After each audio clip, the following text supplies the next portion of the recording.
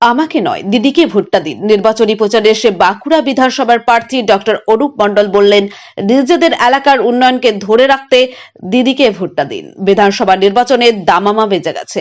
2026-এর নির্বাচনকে পাখির চোখ করে ময়দানে নেমে পড়েছে শাসক দলের কর্মীরা। আজকে বাঁকুড়া 1 নম্বর ব্লকের জগদ্দল্লা 2 নম্বর পঞ্চায়েতের অন্তর্গত নন্দীগ্রাম, শেয়ারবাদ, পাতালখুড়ি গ্রামের মানুষেরা বাড়ি বাড়িতে গিয়ে ভোট ভিক্ষা চাইলেন বিশিষ্ট চিকিৎসক অরূপ মণ্ডলের।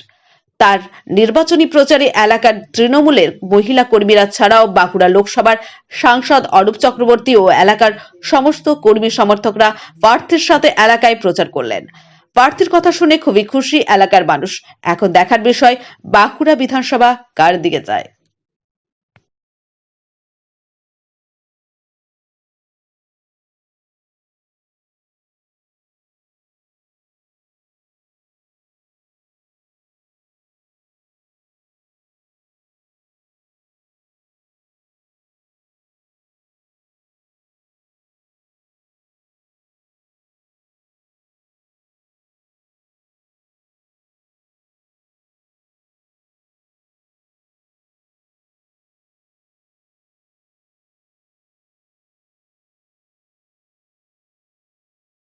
আমাদের মাননীয় মুখ্যমন্ত্রী যা চেয়েছেন যে কিছুটা ভালো করে, আরো ভালো করে, যাতে যেমন চলছিল আরো উন্নততর ব্যবস্থা, ভালো ভালো লোকজন এসে সিস্টেমটাকে আরো আরো ক্লিয়ার করুক, আরো ভালো করুক।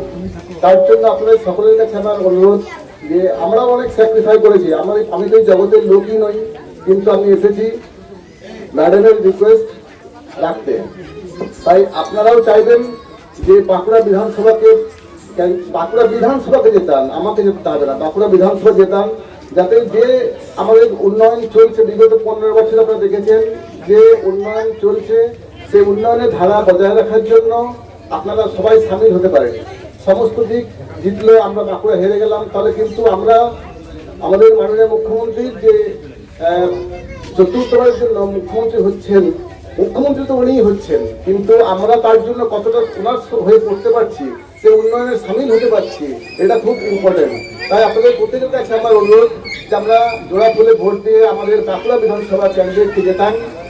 দ্বিতীয় পর যে আমাদের চতুর্থবারের জন্য মুখ্যমন্ত্রী হচ্ছেন, ওনার হাতটা আর শক্ত করি, আরো বেশি আসন আমরা জিততে পারি, আরো বেশি সংখ্যক সিট নিয়ে জিততে পারি এবং এই উন্নয়নের ধারা বজায় রাখতে পারি। সকলকে নমস্কার, ধন্যবাদ।